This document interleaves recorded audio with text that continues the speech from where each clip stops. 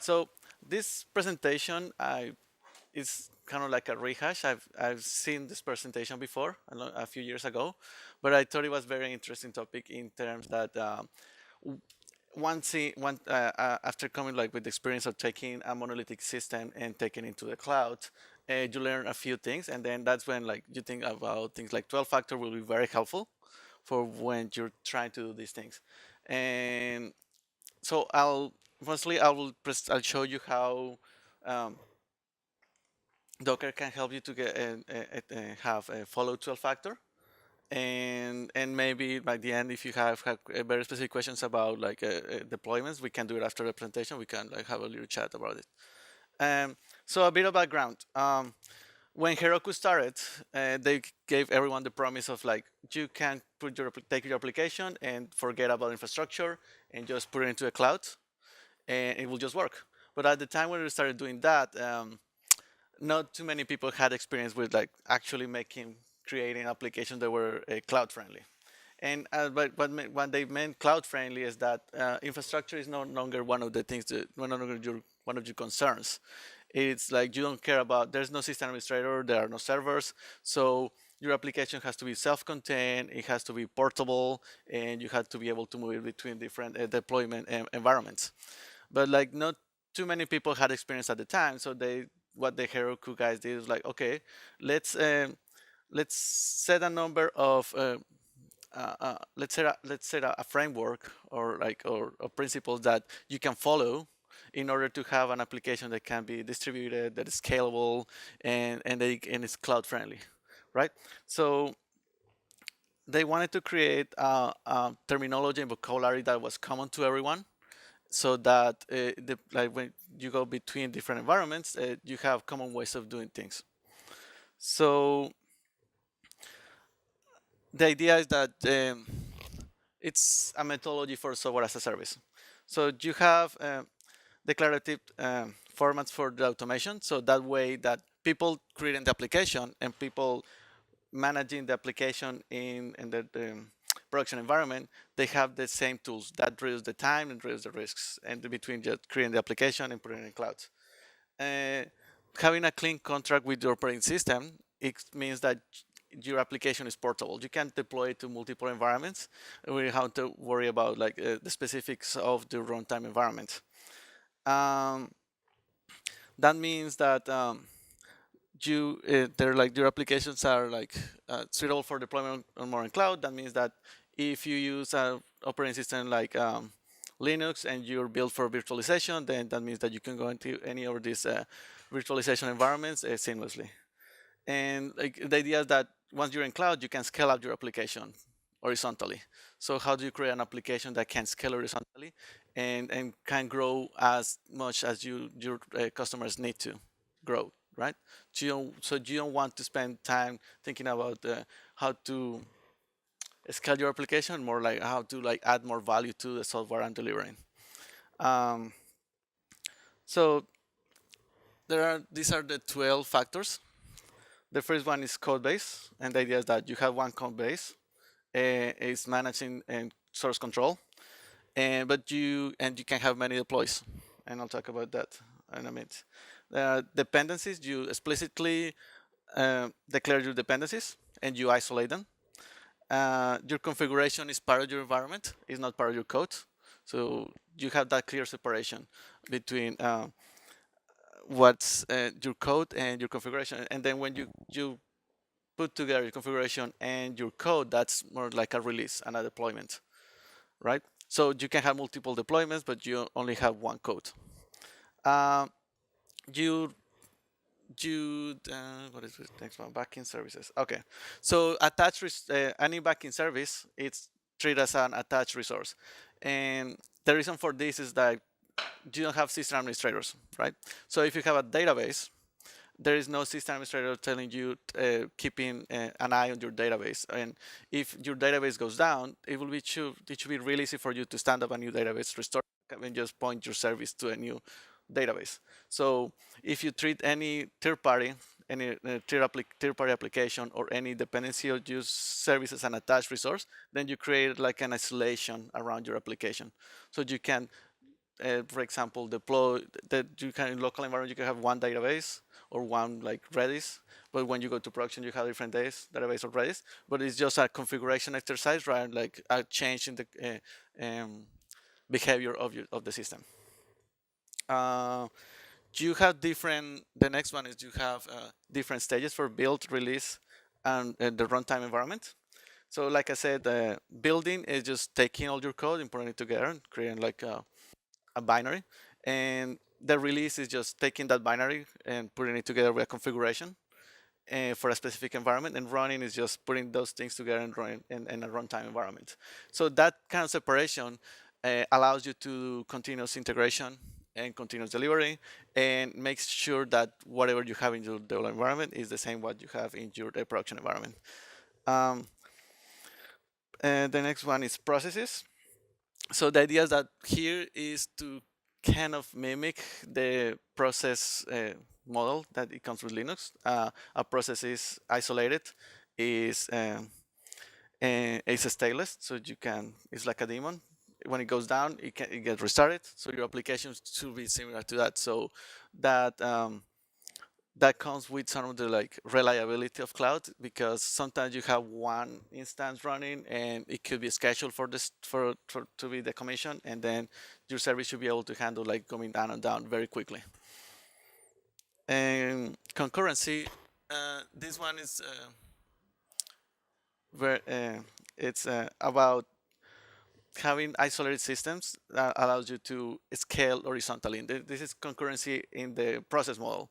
So if you have, obviously your application will handle threads internally, but or could if you want to, or it could be like Node. It could be like an event cycle. But the idea is that as you increase the load on your system, you should be able to scale horizontally, because in cloud it's about commodity hardware instead of having like massive servers. But then when you use commodity hardware, you only use the resources that you need, and you need to provision a big server for your application. Disposability, it's in these terms, it builds up on their principles, and it's just that your process should be able to start up very quickly and be destroyed very quickly, so that your application can scale elastically as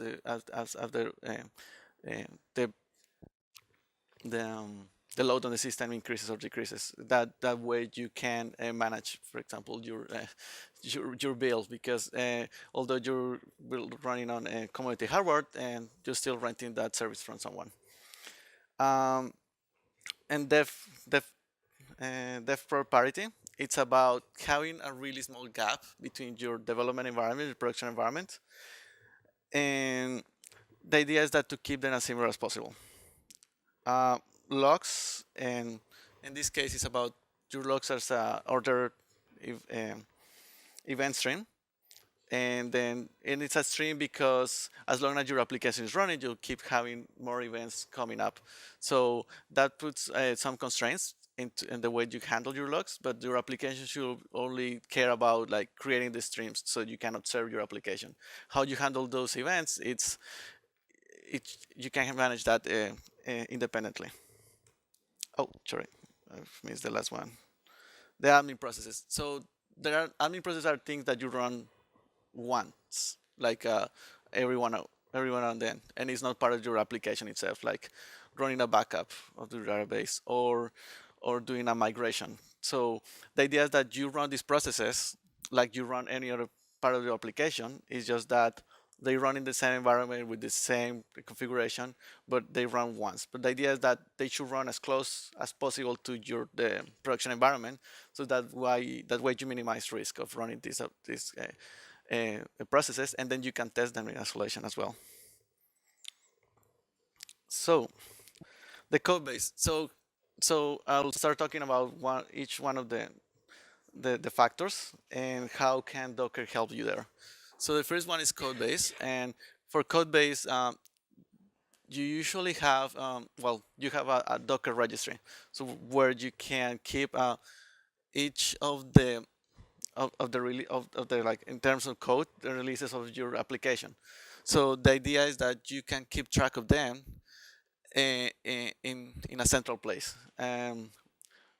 Docker also has the Docker Hub, which is a public registry, and it also, and when you use Docker Hub, you also have security scans, for example. So the way Docker works is you have different layers that when you used to build your application, you start with like operating system one, and you can keep adding stuff like Node, and then you have your actual code, and then on all those layers you have different, you could they offer, for example, the code scanning, so you can say, okay, this version of the operating system has these vulnerabilities, so it might be a good idea for you to update that.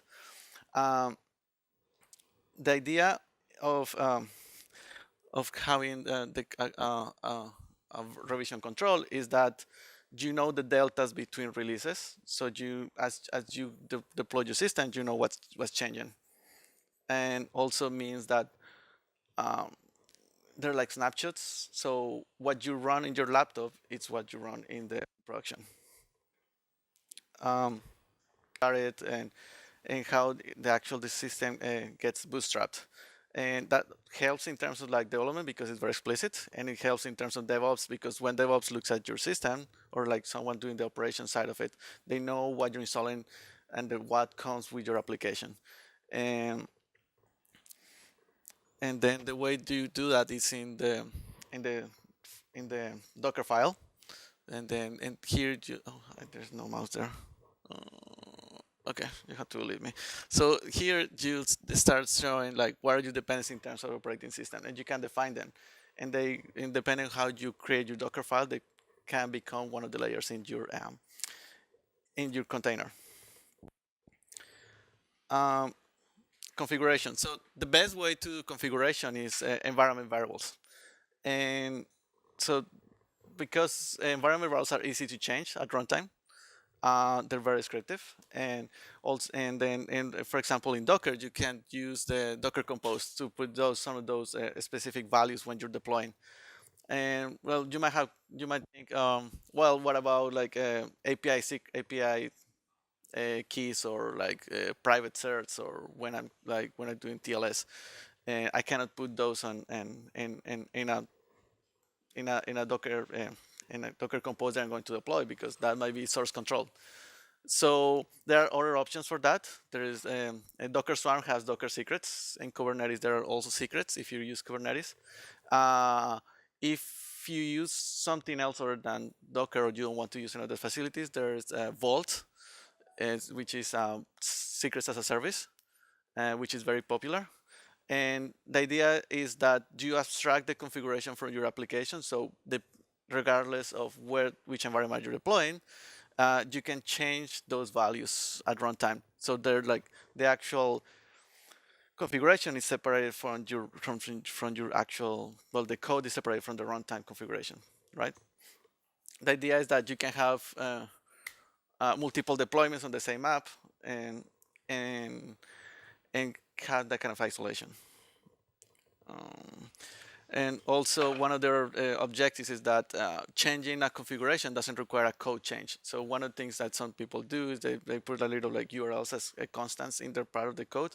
So if you need to change something, you have to put a code change through your like deployment pipeline. So that takes a long time.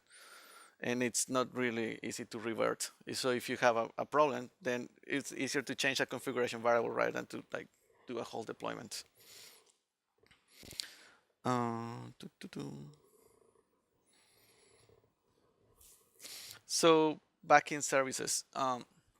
So the idea is to try uh, databases or like backend storage as an external service, regardless if it's managed by yourself or managed by a third party, or it's something like a file system.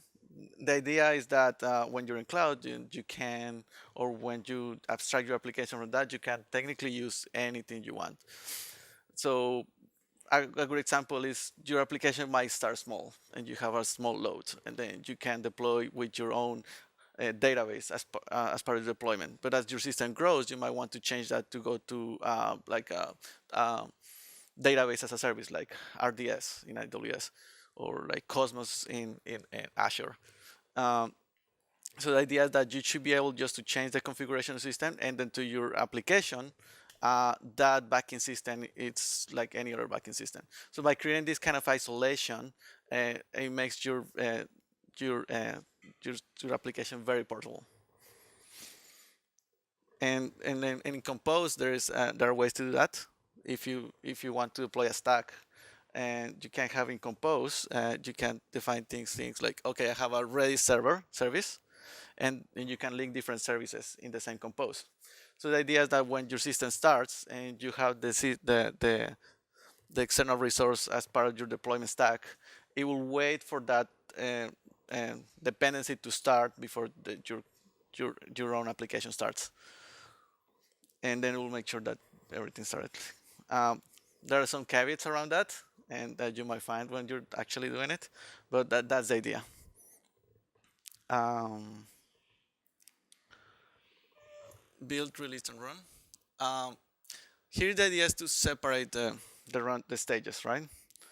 Uh, you should make sure that your builds are immutable. Once you build something, you don't change it, and it is like really important that you do that, because as you go through a pipeline, then when you have something running locally, or your stage environment, or you go direct to production, which might be one of those things, you want to make sure that what you run locally is what you deploy, because that really helps in terms of troubleshooting, and and it has some traceability. Okay, okay, let's continue then. It was a false alarm. Um, okay, so, and by creating this release, you make sure that as your application goes through the pipeline, the only thing changing is the configuration. And that also helps you with tooling, because as you create your application, and then maybe you're not the person in operations doing the releases, um, when you say it works on my computer, it actually works on your computer if you make these things. Um, One other important thing is when you yes.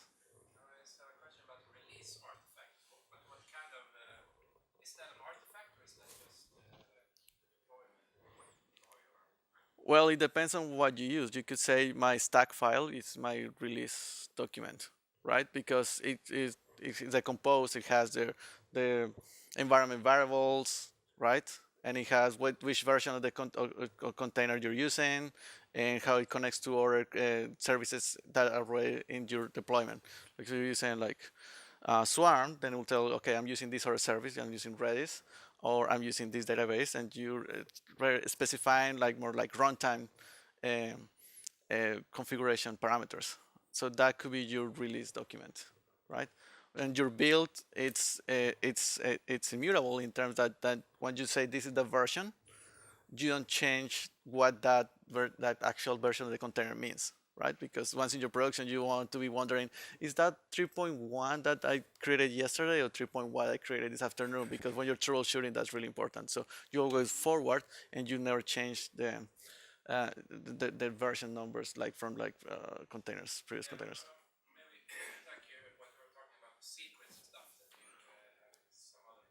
Yeah.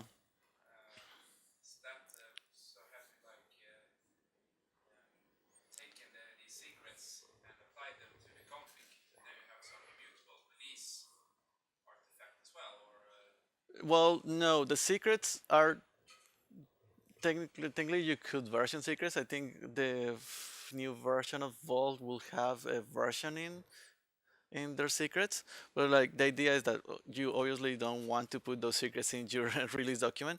So for example, for Swarm, you say when you do you use Docker secrets, what you say is like, this application is using secrets, and it probably has access to these specific secrets. So at the time, you know what secrets were available to a specific application. And in the case of Vault, you might want to explicitly say, I want to use these secrets from Vault, right? Um, Other than that, yeah, like basically your build will tell you like more like environment variables, and the version of the containers that you're using. and then processes. And this is where like Docker excels because it creates that isolation between processes. It forces you to have the isolation between different processes on your system. And basically, best practices is you only run one process per container. But sometimes you have to be pragmatic. But like they in the Docker community website, there's a good guide and good practices around Docker, and this is one of the big topics there. So I recommend you to read that one. It's pretty good. Okay, port binding. So port binding it's about exposing your application to external world. So the idea, the base way of doing that is using TCP transport. So you say or UDP if you want to use UDP, but usually you have a port, and you say my application will be accessible through this specific port, and since we're going through the like one process and then it's isolated, then you don't want to have on top of your application a web server. It is built into your application, and you expose your application through TCP. And one of the best example is HTTP, and most people use RESTful APIs like REST over HTTP.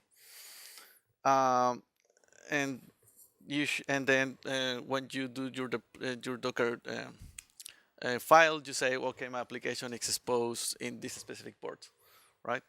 So if you use a Docker Swarm and you have a compose file, you say like this port for my application actually maps to this port in the actual host. So it's very explicit. So at the time you run an application, you know what you're exposing and where and how to map that to the external world.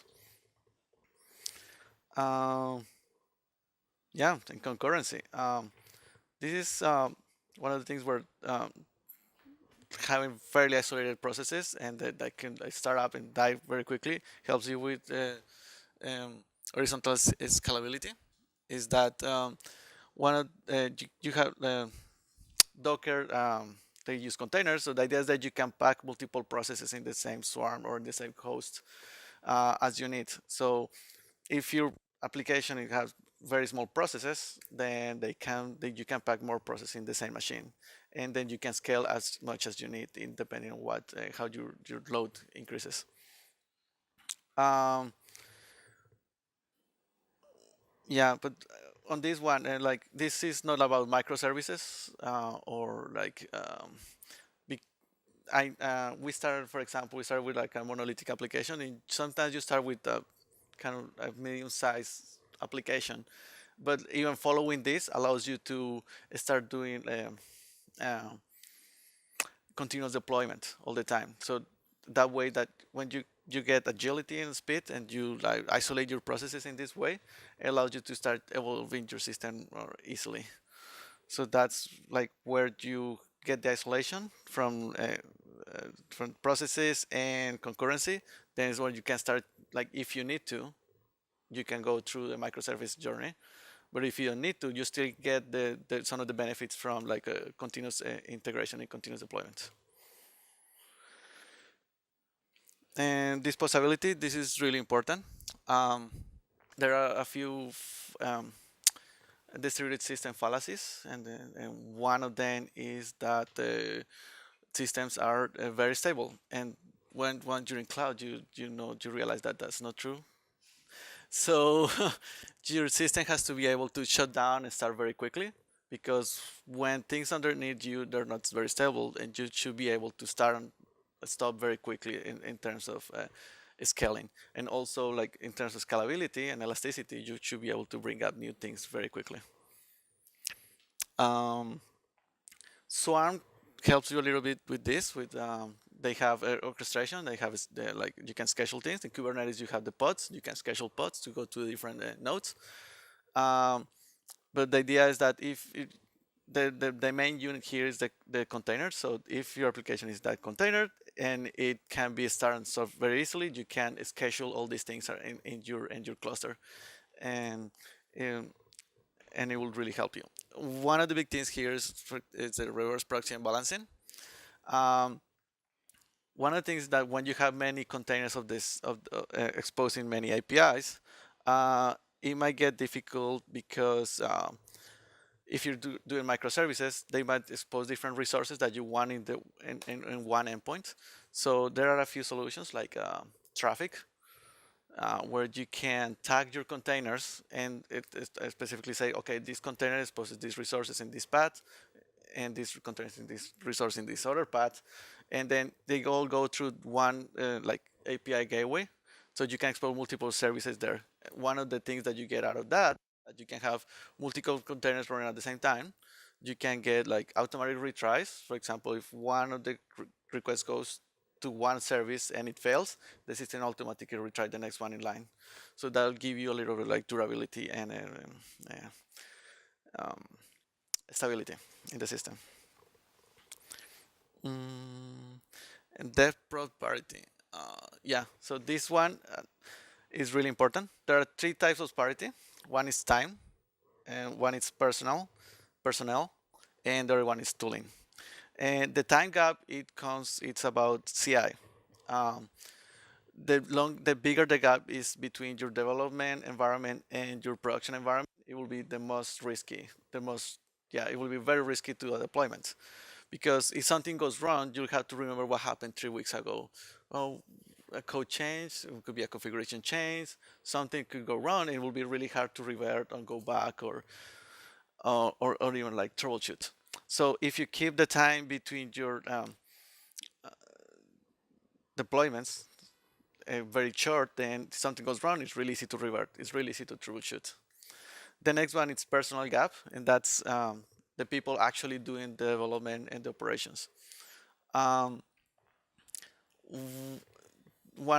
That's why many organizations are going DevOps in this way, is because if you have the same tooling for doing production deployments or for doing development deployments, then the same people can actually take care of production, and it's in their best interest to automate all the tooling around them.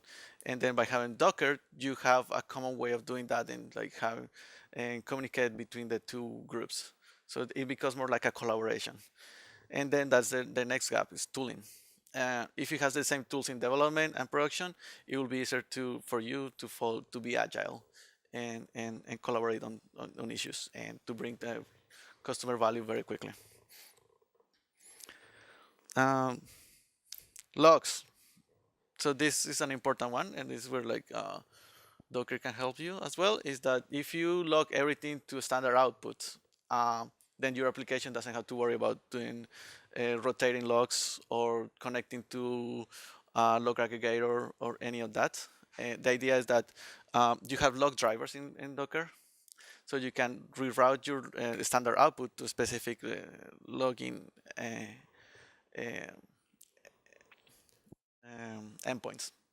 So it could be like going to system to syslog, to fluentd, to logstash, and then from there they can go to log aggregation like Datadog or Elasticsearch.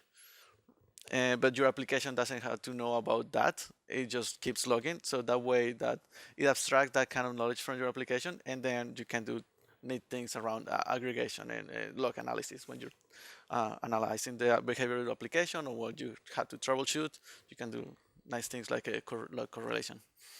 One of the things I recommend is do your logs in JSON lines, because they're very easy to process, and then you can add and remove fields without while being backwards compatible if you have a tooling for processing your logs. And tools like fluentd and logstash, they understand that like natively, so your configuration will be minimal. Admin processes. So this is where like you can use your own containers with the same configuration, same runtimes that you have in production to run your one-time operations like database migration or database backups, and you can even like test them in isolation. You can schedule them. So if you can have in your own production server, production cluster, you can say, okay, I want to run every now and then a specific container that will go and connect to the database in the same cluster and do backups automatically and put it in a safe location, for example. So why doing all that? What's next? What should we do next? And then the whole idea about this is continuous delivery. We are software engineers. We want to create software and put it in front of our customers, and we want to deliver value. Uh, the idea is that we want to reduce the risk between releases. We want to have a faster time to market and have like early validation of our hypothesis. And we want to increase quality and lower the cost of what we do. And then one of the things like in cloud is like as each operation is small, you only pay for a small price. And as you grow, there will be a point that maybe cloud is not your answer. Like if you're Netflix, you might want to start deploying your own data centers, but way before that, you have a big infrastructure out there that you could use. And that leads to better products. That if you can continuously release and validate with your customers and validate what you're doing, and that will lead to a better product. So beyond 12 factor, so there are a few things that you can do. Like 12 factor, it's mostly around the process management and the application and life cycle. But then if you decide to go into more like going towards microservices architecture, um, you might want things like stateless applications. And these are more like your application only modifies the state of the resources, and then that gets persistent somewhere. But that by having stateless applications, that means that you can truly scale out and in and out very easily without affecting the behavior for your clients. So one common example of this is like there are many applications that use WebSockets, for example. You use WebSockets in the backend, and you connect to that, and then you have a stateless connection between your client and your backend. So if one of those servers goes out and something comes back again, if your application is stateless, it will be seamless for the user. But if it's not, you depend on that. You have like things like sticky sessions. There will be a negative impact for your customer because you have to start over, for example. So having stateless and then having stateless process allows you to do that, to like come back and it's seamless to the user. That also helps you in terms of caching. So one of the big things about like horizontal scaling is that you can also cache a lot of your responses or cache a lot of the processing you can do. And by having stateless processes that can have like immutable operations, then you can scale some of those things and scale really high, like handle big loads with very little resources. The next one is telemetry. As your system grows, you'll find that just processing logs, it's very tedious. When you have like tens of millions of events per day, it becomes very hard to go to like each log events and look troubleshoot for specific problems. So at that point, you might want to become more like proactive in terms of how you handle your production environment. So telemetry is really, it's something that you could do from the beginning, and it's really cool. You can expose metrics. One of the big solutions that is being used right now is Prometheus. It was created by the SoundCloud guys, and it's very neat because what you want to do is just want to start looking at the performance and behavior of your system and establish things like specific thresholds of good behavior, right? So you don't want to you want to be all day developing stuff, not by looking at a dashboard and say, okay, look at logs and like, oh, I think the logs are increasing in error rates or something like that. You want to have alerts that tells you when the system might be in a state that will go bad. So you want to know beforehand so you can take a preemptive measures. So that and it allows you also to validate things like, oh, I did a new deployment. I want to know if the performance is better now. Or I deployed a new feature. I want to know if my users are actually using it, what percentage of the users and where. And gathering all this data, doing it by logs. It requires a lot of processing because each event might end up being like multiplied. The other thing about logs is that they're multiplied. So one user event, it ends up in multiple or many log events. But if you have more like you're looking from the statistics point of view, just more like metrics, then you can start seeing all these behaviors with a minimal impact on you, like in terms of intellectual overload and enter the system because you don't have to process that many events to get these insights. The third one is API first.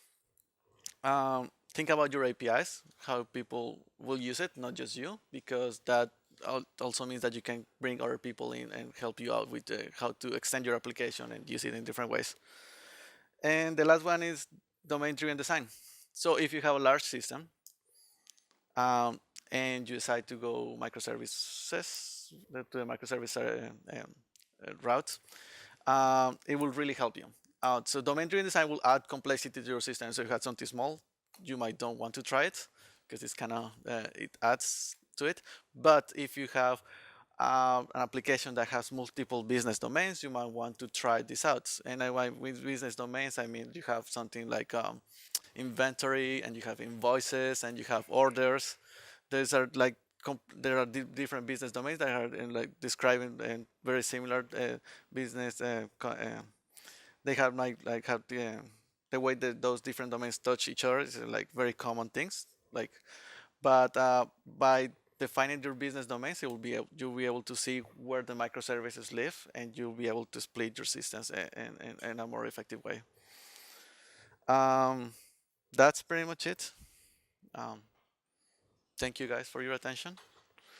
And then, yeah, so maybe after this you might have questions about very specific issues. But thank you so much.